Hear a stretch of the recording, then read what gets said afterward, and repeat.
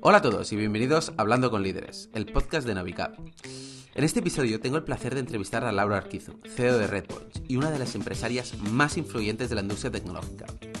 Laura nos habla sobre cómo crear una empresa SaaS en el entorno actual, cómo crear un departamento comercial para llegar a los 30 millones de facturación recurrente, las lecciones para entrar al mayor mercado del mundo, Estados Unidos, y mucho más. ¡Empezamos! Buenos días, Laura, ¿qué tal? ¿Cómo estás? Hola, buenos días, Joan. Encantada de estar aquí con vosotros. Encantado, igual. Laura Urquizu, CEO de Redpoint, solución tecnológica con más de 330 empleados que ayuda a las empresas y a las marcas con los problemas de protección intelectual. ¿Cómo empezasteis y dónde estáis? Bueno, mira, la verdad es que nosotros ya llevamos unos años haciendo este journey, el viaje de startup a scale-up, que es ahora donde estamos, y estamos pues muy contentos de lo que hemos hecho hasta ahora. La verdad es que construir una empresa es un reto, ¿no? Pero en este momento, bueno, pues somos la solución más utilizada en el mundo para ayudar a todas las empresas y a las marcas a recuperar los ingresos que pierden contra los competidores ilegales que utilizan sus marcas y sus productos a modo de falsificaciones, de perfiles falsos en redes sociales, también lo que denominamos grey market, ¿no? Que es la venta ilegal de producto legal, la venta ilegal de producto real. Entonces, bueno, pues nosotros hemos construido una solución tecnológica que les ayuda a detectar y a recuperar todos aquellos ingresos, ¿no?, que pierden contra este tipo de falsificadores y de scammers. ¿La parte de recuperación la hacéis vosotros o lo hace su departamento legal? No, nosotros hacemos todo. Nosotros Vale. hacemos todo. No somos una solución all-in-one, ¿no? Y nosotros con ellos definimos toda la estrategia de lo que quieren proteger, lo que quieren recuperar, si estamos hablando de la marca, si estamos hablando de productos determinados, en marketplaces determinados, en redes sociales determinadas, y con todo esto, bueno, pues definimos la estrategia a seguir, lo que tenemos que detectar, los links que tenemos que detectar, y a partir de ahí validamos y también lanzamos los procesos de eliminación. Perfecto, siempre me gusta observar los casos de éxito que tenéis en las páginas web para ver realmente y que cualquier oyente del podcast lo pueda entender. Y he visto un caso de éxito que seguramente todos han jugado durante la pandemia, que es que es Catán, ¿no? Sí. No sé si nos puedes explicar un poco qué servicio le ofrecéis en este caso en concreto y un poco el impacto que ha podido llegar a tener Redpoints. Sí, no, la verdad es que, bueno, Catán es un buen ejemplo porque además es un producto muy determinado. Entonces, bueno, Catán es el típico caso de empresa con un producto de éxito mundial que se encuentra que tiene problemas de que no vende todo lo que debería de vender porque hay parte de esas ventas que se las llevan a aquellos que están falsificando su producto. Y entonces se empieza a encontrar con falsificaciones por todo Internet, todo tipo de marketplaces, como decíamos, redes sociales, etcétera. Entonces nosotros empezamos a ayudarles ya hace unos años y bueno, la verdad es que el impacto que hemos tenido con ellos es relevante. Ahora no recuerdo la cifra, pero les hemos ayudado a recuperar millones de dólares en producto que era inicialmente falso y ahora están vendiendo producto real. Sí, creo que el impacto fue de 7 millones, estamos hablando de cifras importantes. Pero sí, millones, sí, sí, millones Entonces, de dólares, sí. en este caso estáis más en la parte de producto que en la parte de marca, o cómo, porque al final inteligencia, propiedad intelectual está dividido en marca, incluso colores, bueno, al final hay muchos conceptos que Sí. engloba la propiedad intelectual.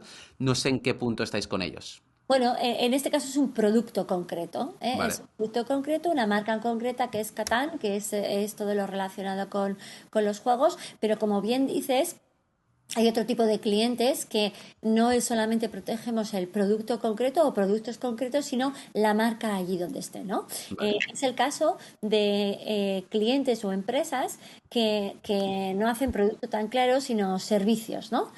Porque tenemos, bueno, la verdad es que el año pasado tuvimos un crecimiento muy importante en bancos digitales en Estados Unidos, que ¿Vale? ahí es, digamos, la marca, ¿no? También, y los perfiles falsos que puedan tener esa marca, o otras empresas de servicios digitales, algunos pues muy conocidos. Lo que pasa es que tenemos acuerdos de confidencialidad, ¿no? Pero que no tienen producto, sino servicios. Y en ese tipo de casos es donde protegemos más la marca, sí. Y me imagino que vosotros al final os dan los parámetros que quieren proteger y vosotros estáis conectados directamente con los marketplaces o los espacios donde realmente pueden falsificar o al final hacer una venta no legítima y controlada por la propia marca o empresa.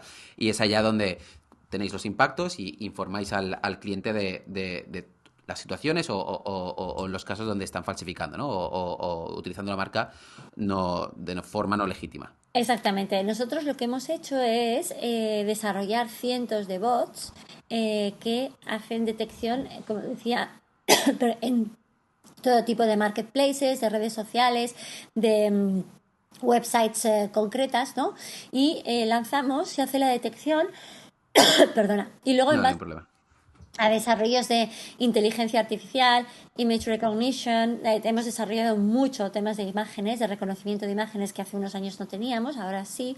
Y también hemos construido reglas y esas reglas, o sea, en base a sistemas de machine learning, el sistema va aprendiendo y cada vez es capaz de perfeccionar las búsquedas que se hacen, ¿no? Entonces, con todas esas búsquedas y todos los links que se traen, nosotros los validamos, el cliente también los valida y lanzamos los procesos de enforcement. Como dices, esto está basado también en unas relaciones muy buenas que tenemos con todos los players en Claro. el ecosistema, ¿no? Porque además ahora ya como llevamos bueno, estamos ayudando a más de 1000 clientes en este momento ya y son unos años, pues ya saben que Redpoints es un partner en el que pueden confiar y que todo lo que viene de Redpoints ha sido previamente validado, ¿no? Monitorizado y validado. Con lo cual, sí, una parte importante de nuestro trabajo es tener muy buenas relaciones con los players, con marketplaces, social networks, etcétera. También para ir mejorando cada vez más nuestros sistemas de detección y de enforcement. Y antes todo este proceso, ¿las compañías lo hacían con su propio departamento legal o subcontrataban otras compañías o competencia vuestra? ¿Cómo Sí, solucionaban este problema antes de que existiese Redpoints? bueno, nosotros el principal competidor que tenemos es precisamente el que las marcas o las empresas, ¿no? Las empresas, porque como te digo, pueden ser empresas manufactureras de producto o no, o empresas de servicios, pues Claro, no conocen que existe nuestro tipo de solución y muchos intentan hacerlo internamente, ¿no? Muchos lo ignoran, diré, cada vez menos, la verdad es que cada vez hay más concienciación sobre este tema, pero hasta no hace mucho algunos lo ignoraban y otros intentaban hacerlo con sus propios medios. Entonces, casi que nuestro competidor más importante es los propios recursos internos, ¿no? Porque efectivamente las compañías intentan hacerlo ellos mismos o con ayuda de igual de algún asesor legal, pero claro, en el Internet, ¿no? Cuando tu problema es en lo digital, pues ese tipo de recursos son escasos, se quedan escasos. claro. Y me imagino que al final vosotros lo hacéis mucho más eficiente y los costes son más reducidos. Claro, claro, claro. No tiene nada que ver. La escalabilidad ese es parte de nuestra propuesta de valor. Y bueno, para llegar a cerrar un Catán o esta banca digital, servicios en Estados Unidos, bueno, estamos hablando ya de Estados Unidos, me imagino que tenéis un proceso comercial muy estructurado, muy potente y que os da esa capacidad de llegar a tantos clientes, esos 1000 clientes que estábamos hablando. ¿Qué metodología seguís o cómo lo tenéis estructurado para llegar a ese número de 1000 clientes que estabas hablando? Sí, bueno, nosotros tenemos un departamento, un área, ¿no? Bueno, un área de marketing muy potente que hace tanto outbound como inbound y nos hemos ido sofisticando a lo largo de los años, ¿no? A nosotros nos funciona muy bien LinkedIn, nos funciona muy bien Ads, nos funciona muy bien contenido, ¿no? La producción de contenido, también nos funciona muy bien hacer webinars. Ahora ya no podemos ir tanto a eventos, pero hemos asistido a bastantes eventos y nosotros organizamos nuestros propios eventos, incluso online.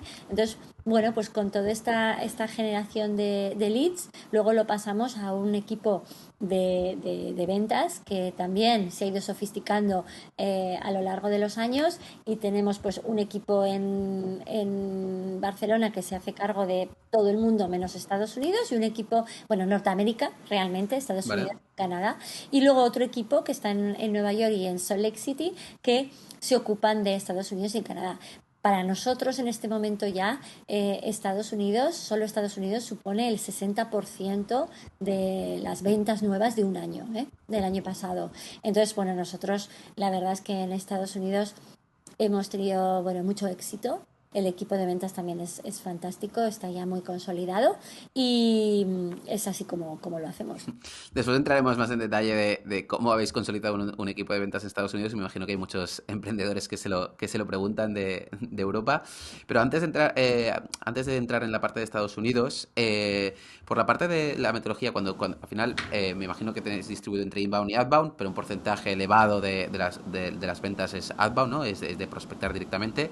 Y normalmente la estructura comercial es la preparación de los leads, me imagino que es la segmentación, la prospección, que sería el equipo de Sales Development Representative, que serían los SDRs, y después la parte de la Account Executive, que es el gestor de cuentas, ¿no? Tradicional, que cierra. ¿Esto lo tenéis dividido? ¿Está todo el mismo departamento? ¿Cómo estructuráis sobre todo la parte de preparación de los leads y la prospección? ¿Cómo lo tenéis estructurado?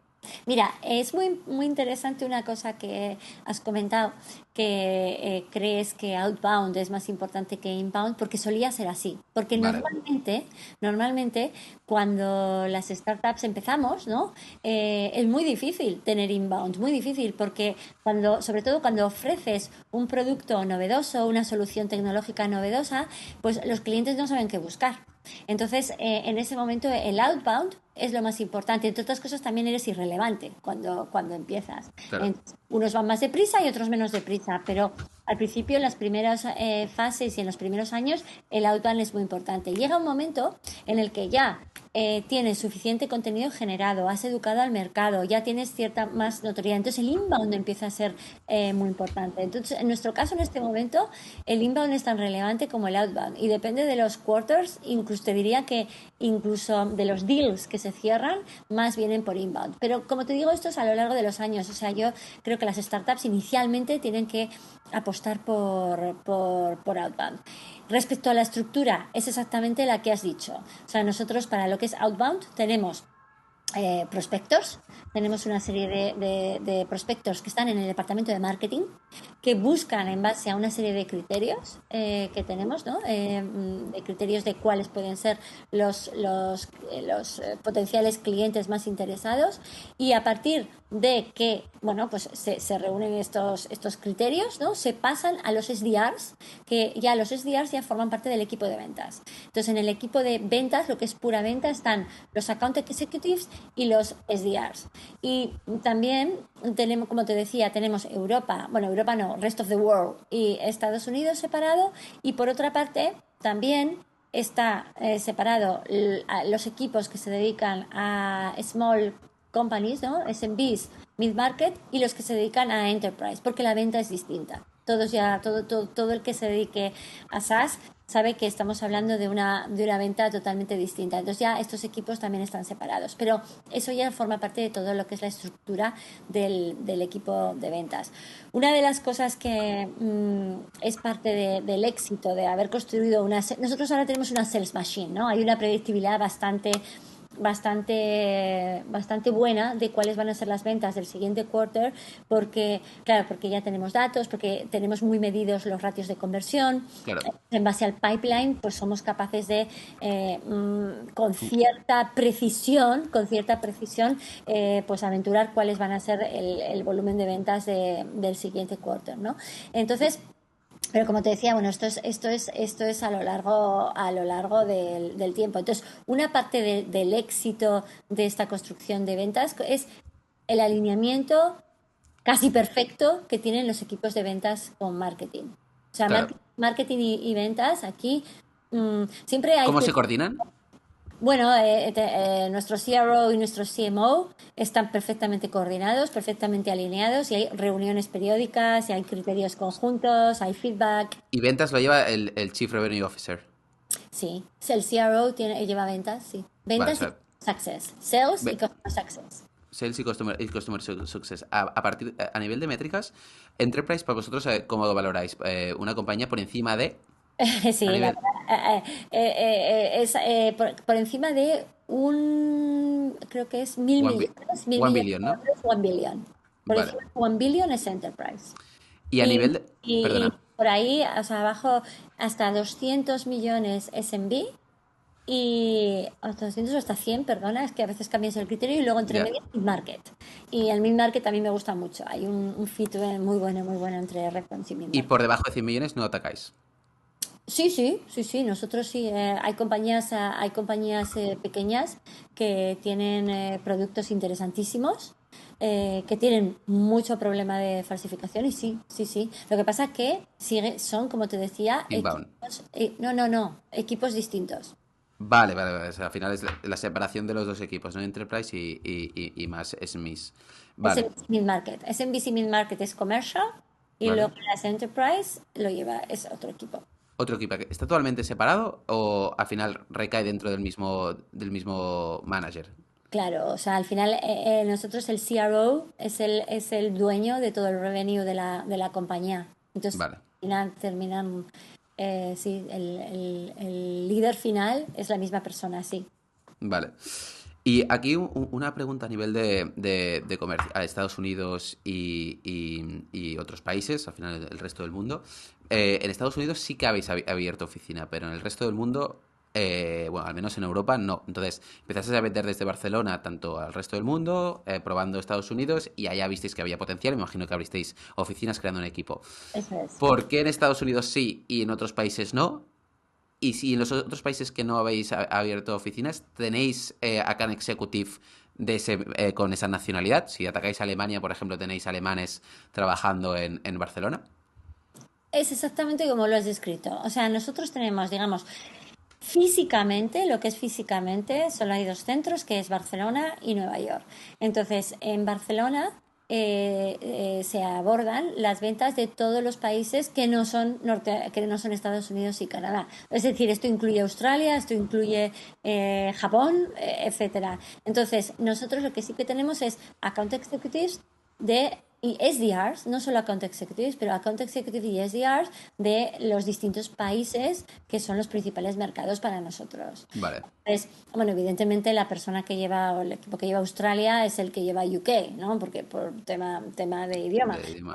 Pero esto sería, o sea, Europa, claro, tiene la complejidad de los idiomas, ¿no? Claro, Entonces, sí que esto lo tenemos así.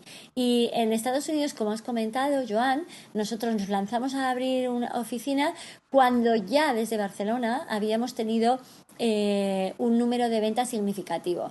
Esto fue en enero del 2018, fue cuando fui a Nueva York, que no teníamos nada, y allí alquilé la primera oficina y contraté a las 4 primeras personas, ¿no? Entonces esto fue en febrero del 2018. Pero antes las ventas se habían hecho desde Barcelona y cuando vimos que había interés, que había un market fit, habíamos vendido aproximadamente unos 30 clientes vale, americanos antes de ir, fue cuando dijimos, bueno, pues es el momento. ¿Por qué? Abrimos allá por varias razones. La diferencia horaria es brutal en el caso de un SaaS. Hay amigos y colegas emprendedores que dicen, "Jo, yo nunca podría tener, ¿no?, una empresa que sea intensiva en personas, ¿no?, en un equipo de ventas de personas". Pues efectivamente es que los SaaS, sobre todo los que hacemos software enterprise, ¿no?, enterprise software, pues son equipos de ventas de personas, ¿no? claro, Entonces, hay un tema fundamental que es la diferencia horaria. Claro, con Nueva York son 6 horas, pero con California son 9. claro. Entonces te das cuenta de la complejidad de escalar un equipo de ventas. Puedes empezar desde aquí. Empezar seguro puedes empezar, pero escalar es muy difícil escalar desde aquí con la diferencia horaria. Entonces, esa es una de las principales razones, pero la otra también es la cultura de ventas americana, la cultura de empresas americana. Es que no tiene nada que ver cómo el equipo de ventas americano entiende a los clientes americanos o cómo se entiende desde aquí. Claro. Tienen otra escuela, ¿no? Comercial. Es una forma, es otra cultura. Es otra cultura y es otra forma, no solo comercial, también, o sea, lo que es el mundo de la empresa es distinto. ¿Cómo marcarías para aquellos emprendedores que igual están planteando, y aparte de la diferencia horaria y de la cultura, cómo marcarías esa diferencia? Porque, bueno, ¿cómo marcarías esa diferencia cultural, empresarial entre Europa y Estados Unidos?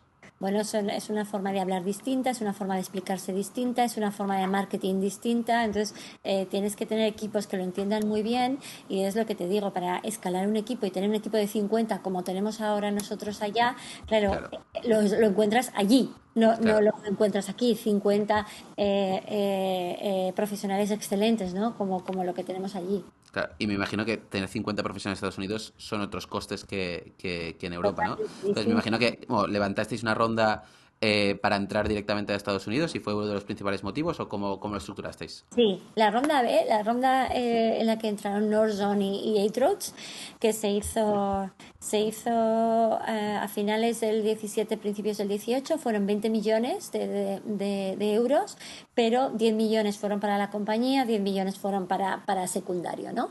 Entonces, esa ronda iba destinada íntegramente a la apertura en Estados Unidos. Sí. Y aquí, volviendo un poco al tema comercial, uno de los principales problemas de los software as a service es que el ciclo de venta es muy largo, ¿no? Y sobre todo en enterprise o grandes compañías. No sé si tenéis alguna lección o algún conocimiento que digáis, mira, pues esto nos ha funcionado y desde que lo aplicamos cambió bastante, igual reducimos 1, 2 o 3 meses el ciclo de ventas. Nuestro ciclo de ventas no es especialmente largo. De hecho, nosotros hemos llegado a cerrar clientes en un día, en un día, pero no es lo Sorprendente. habitual. Ojalá fuera lo habitual. Ojalá. No es lo habitual. Pero sí que es verdad que en el caso de SMBs nosotros tenemos un ciclo de venta de un mes aproximadamente. En el caso de mid-market, 2, 3 meses. Y ya en el caso de Enterprise bueno, puede ser lo que quieras, ¿no? O sea, ahí sí que hay, en ese caso tenemos empresas que cierran rápido, pero lo normal es pues por encima de los tres meses, por encima de los 3 meses. Y bueno, nosotros al final es trabajar con tu market fit, ¿no? Claro. O sea, al final lo que hay que hacer es entender muy bien cuál es tu propuesta de valor, saber explicarla muy bien y que machee con lo que necesita el cliente. Entender las necesidades del cliente, lo que le invita al cliente a comprar tu producto y que la propuesta de valor machee con esa necesidad del cliente. Y esto al final se va aprendiendo durante los años o las interacciones con los clientes. Y el punto de pasar de, pues al final, un 80% outbound a un 20% inbound, a pasar un 50-50, incluso 60% inbound, 40% outbound, ¿ha sido un trabajo de conocer el mercado, pero también muy importante de marketing, o hay otros aspectos que crees que son fundamentales para llegar a ese punto, ¿no? Para llegar al punto de pasar de 100 clientes a 1000 clientes? Sí, bueno, fundamental entender tu mercado, fundamental entender las razones por las que compra el cliente. Y bueno, en nuestro caso específico, que también les pasa a muchos SaaS, es que claro, no solamente hemos estado construyendo una empresa, sino que hemos estado construyendo un mercado. Entonces, cuando construyes un mercado, cuando construyes la categoría, en nuestro caso hemos construido categoría. La verdad es que todo es mucho más complejo, pero al Claro. mismo tiempo tú la vas creando, tú la vas explicando y tú vas también generando esa necesidad. Entonces, es un poco las dos cosas, es entender qué quiere el cliente, adaptar tu marketing a eso, pero si eres creador de categoría, como es nuestro caso, es también saber explicar muy bien tu propuesta de valor y generar esa necesidad al cliente. Y la parte de visión, ¿cuál es vuestra visión y los siguientes pasos que estáis, pues al final, me imagino que hace unos años era entrar a Estados Unidos, esto ya lo habéis conseguido, ¿cuál es Sí. el siguiente paso? Mira, nosotros, como te decía, estamos ya en un momento en el que el 60% de nuestra nueva venta viene de Estados Unidos y de todo lo que es el portfolio de clientes, en este momento ya es el 52%. Aún así, queremos seguir profundizando en Estados Unidos, creemos que podemos hacer mucho más. También queremos seguir profundizando en todo lo que es la venta a cliente grande y te diría que nosotros no hemos hecho más que empezar el journey. O sea, nosotros creemos que, como te decía, bueno, estamos construyendo la categoría, estamos explicando nuestra propuesta de valor a las empresas y a los clientes, con lo cual tenemos una ambición de seguir creciendo a doble dígito, pero alto doble dígito, durante unos cuantos años más, porque, como hemos empezado diciendo al principio, muchas empresas y muchas marcas intentan hacer lo que nosotros hacemos internamente y luego descubren que hay una solución en el mercado. Entonces, es un mercado de billones de dólares que todavía puede ser, digamos, que hay que abrirlo, ¿no? Y entonces estamos en una posición increíble para abrirlo, porque a nivel mundial somos la compañía que más crece en nuestro ámbito. En vuestra categoría. Sí, Suena esperanzador, la verdad. sí, Un buen discurso de lunes para el departamento comercial, me imagino. exactamente. Exactamente. Nada, y bueno, volviendo a los inicios, entras como CEO en Redpoints, no eres una de las fundadoras, pero casi, ¿no? Porque entraste realmente cuando habíais recibido únicamente 100.000 euros Sí, de ronda de inversión. sí. Y al final, ¿cómo decidiste entrar en Redpoints después de, pues bueno, con una edad y con una cierta experiencia dentro del mundo corporate? Y dices, bueno, me aventuro a volver a iniciar un proyecto y a empujarlo, que por otra parte pues, tenías la decisión también de vivir un poco de la experiencia, ¿no? De ponerte pues en otros proyectos que igual menos exigentes. ¿Cómo fue esa decisión? ¿Cómo lo viste tan claro? Mira, para emprender no hay edad. Entonces, para emprender no hay edad. Y además, mira, sobre este tema se ha debatido mucho en los últimos años porque en España la verdad es que el ecosistema emprendedor ha crecido mucho, Eh, ha cambiado mucho, ha madurado mucho, ¿no? Entonces, hace unos años, hace 20 años, pues era típico ver más gente, exclusivamente gente joven, ¿no? Ahora ya no, tienes gente que tiene todo tipo de recorridos, gente que empieza pues nada más acabar su carrera universitaria y gente que empieza cuando ya tiene una trayectoria ya una profesional y una carrera incluso consolidada, ¿no? Como era mi caso. Bueno, yo la verdad es que yo digo que a mí me picó el gusanillo, ¿no? Desde el año 2007 estuve íntimamente relacionada con el ecosistema emprendedor desde distintos ámbitos. Durante un periodo de tiempo desde la parte inversora, porque yo llevaba lo que es uno de los primeros fondos que hubo para invertir en empresas tecnológicas en España, que era Eurecan. Antes la verdad es que prácticamente no había nada. Invertimos 60 millones de euros en empresas tecnológicas de reciente creación y te puedo decir que mejor no hablar del ROI, del fondo, porque claro, ¿De cómo el resultado? eran otros tiempos, pero sí que es verdad que contribuimos a crear ecosistema emprendedor. Entonces, claro, cuando desde el año 2007 estás relacionándote con emprendedores y con empresas de reciente creación y empresas tecnológicas, pues llega un momento en el que tú también quieres hacerlo, ¿no? Entonces, bueno, pues la verdad es que en 2014 tuve la oportunidad, ¿no? De subirme a un proyecto fantástico que era en septiembre de 2014, pues oye, éramos 10 personas, o sea, tenía ya un cierto recorrido y algunos clientes y la verdad es que claro, el viaje era, aún así era todavía una empresa muy pequeñita, ¿no? Y bueno, pues el viaje yo pensaba que podía ser apasionante, como ha sido y sigue siendo y será apasionante, ¿no? Y hemos hecho mucho, ¿eh? Hemos pasado pues en ese momento había 100.000 euros, ¿no? 100.000, hablando en dólares, 100.000 dólares de ARR y ahora mismo estamos hablando pues de 30 millones, ¿no? De dólares de ARR, con lo cual, y lo que nos queda, ¿sabes? Porque como te decía, tenemos ambición de seguir creciendo mucho A en los doble dígito. próximos años. Y bueno, es esto, es que cuando te pilla el gusanillo de emprender, pues ya está, lo dejas todo, Lo dejas todo. abandonas todo y te subes a carro. Sí que es verdad que, hombre, yo tenía también la posibilidad de hacerlo porque me pilló en un buen momento en el que yo tenía las necesidades, muchas necesidades cubiertas, ¿no? Porque claro, a veces se habla mucho del romanticismo de emprender y se olvida que a los principios, bueno, pues oye, hay ciertas, cuando la empresa es muy pequeñita y su viabilidad financiera no está tan clara, es cierto riesgo y esto pues efectivamente hay que poder hacerlo. Claro. Y me pilló en un momento que podía hacerlo. Y entraste como directora general. ¿Cómo fue un poco la transición con los fundadores? ¿Y Fantástica. cuáles crees que son las claves del éxito? Porque creo que entiendo que fue muy bien, pero ¿cuáles son las claves del éxito para otros emprendedores que igual son fundadores y deciden pues fichar o que se incorpore un director general? Bueno, a ver, yo no solamente como directora general, sino bueno, como socia también y Bueno, como claro, como socia.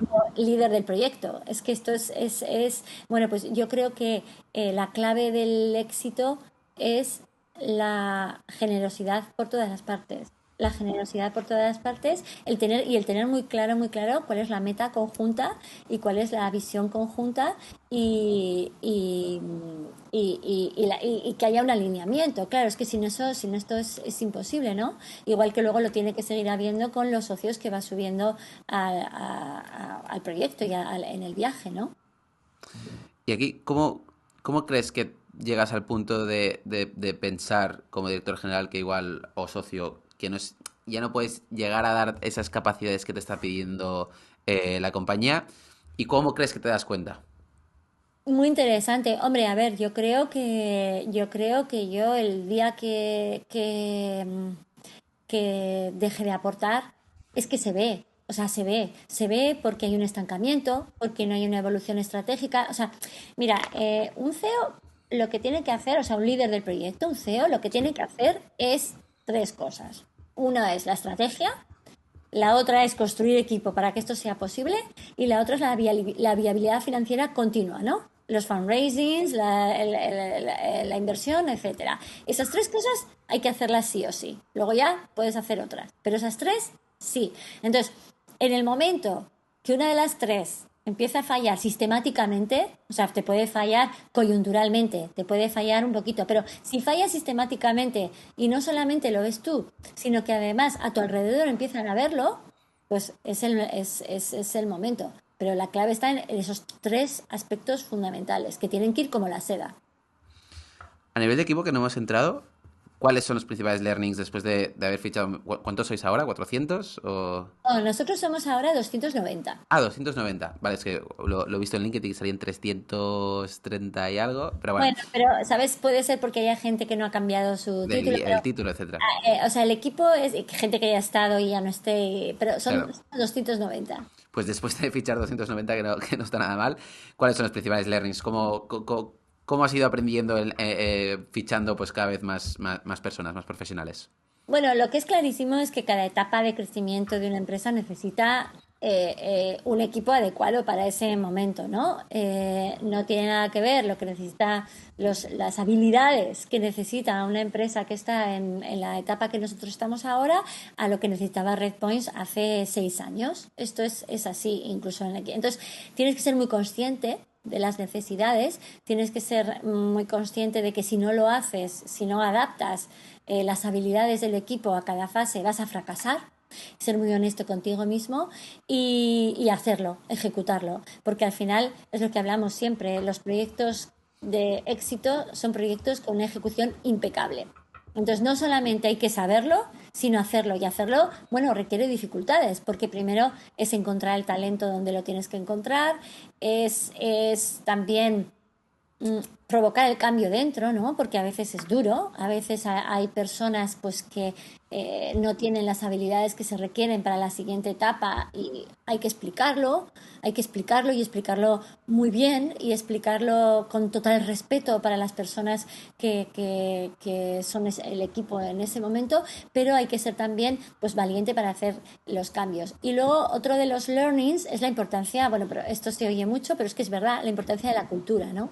La cultura y ser muy, muy, muy fiel a tu cultura y ser muy fiel a tus valores y no contratar a alguien, aunque sea técnicamente increíble, sino reúne 100% los valores y está 100% alineado con la cultura que se respira en la compañía, porque te vas a equivocar seguro, seguro.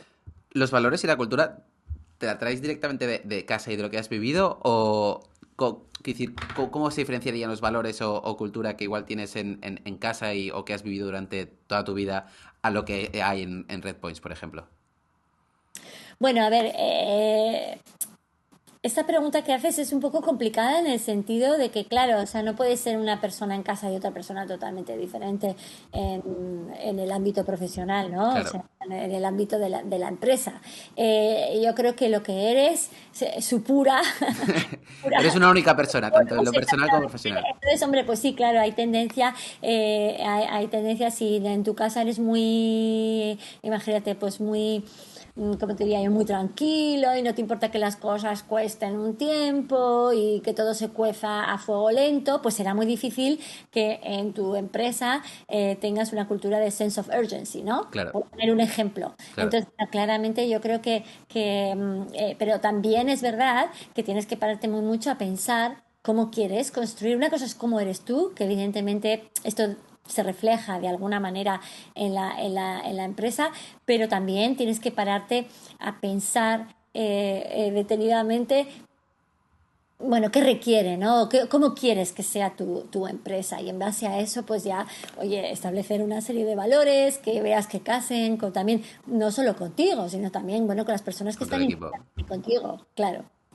¿Y el sense of urgency sería, crees que es uno de los principales valores o motivos de la cultura de Red Points?